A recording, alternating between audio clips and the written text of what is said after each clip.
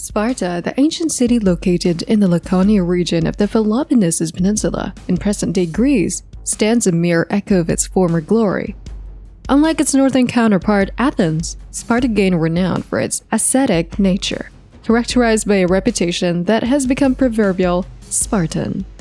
The Spartans were ruled by a strict military government, where the people's main purpose was to serve the army. They became famous for their exceptional professionalism, incredible physical and mental strength.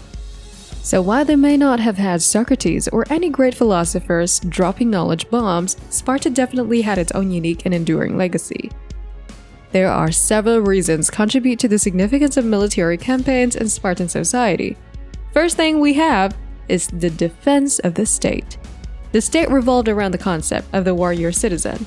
The Spartans saw themselves as the defenders of their homeland and believed that their primary duty was to protect Sparta from any potential invaders or threats. Military campaigns were seen as essential for safeguarding their territory, preserving their independence, and ensuring the continued existence of their society. Expansion and resource acquisition.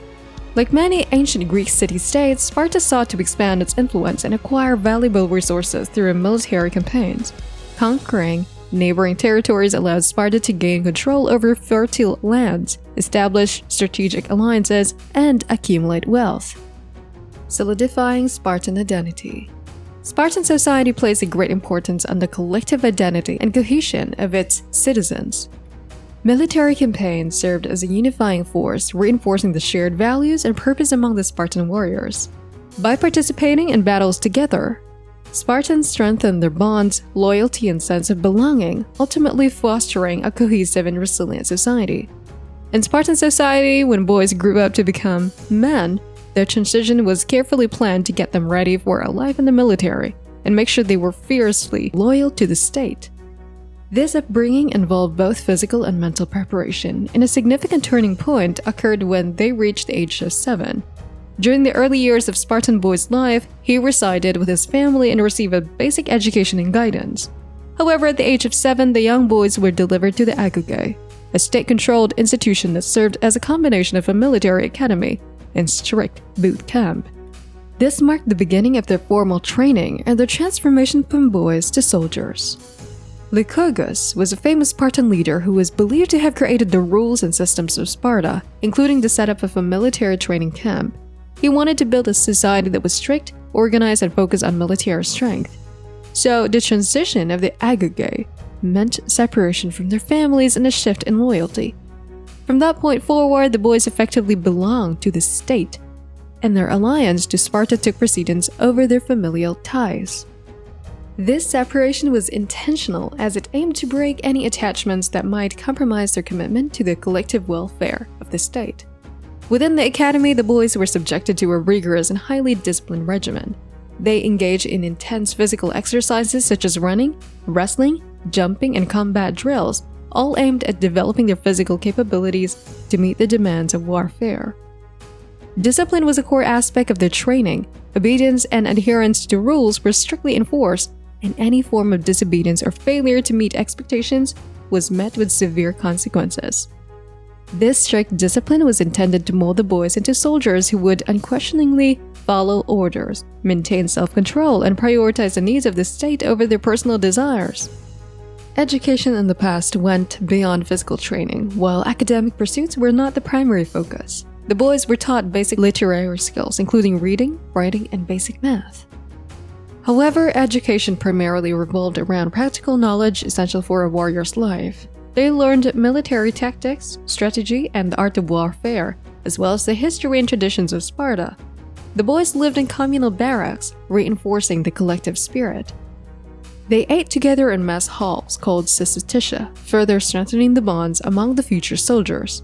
This communal living and shared experiences cultivated a sense of unity, teamwork, and brotherhood among the young Spartans. As the boys progressed through the academy, their training became increasingly rigorous and demanding. They faced tests and endurance, participated in mock battles, and underwent further evaluations to assess their readiness for military service. The tradition of gymnopedia, which involved training and participating in athletic events in Sparta without clothing, was closely connected to the education system of Sparta. This practice of nudity during physical training was one of the distinctive aspects of Spartan education and reflected the core values and beliefs of Spartan society. The Spartans believed that training in the nude offered several benefits. Firstly, nudity allowed for greater freedom of movement and flexibility during physical activities. Without the constraints of clothing, these warriors could perform exercises like running, jumping, and combat drills more efficiently and effectively. Also, training naked promoted a sense of equality among the Spartans. By removing clothing, which could be associated with social status or personal adornment, all individuals were seen as equals on a training field. This egalitarian approach emphasized the importance of teamwork and collective effort in the military group. The warriors would typically graduate around the age of 20 or 21. At this age, they would undergo their final tasks to earn their title as a full-fledged Spartan warrior. One of the key tasks was a krypteia, a secretive exercise that tested their resourcefulness, stealth, and ability to operate independently. The young men would be sent into the countryside armed with only a knife, and their task was to hunt down and eliminate helots, the enslaved population in Sparta. This exercise not only evaluated their skills but also served as a means to keep the helot population in check.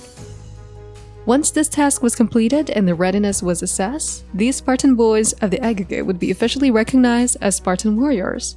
They would join the regular army and become a part of the military force. They were expected to serve in the military until the age of 60, dedicating their lives to the defense of Sparta.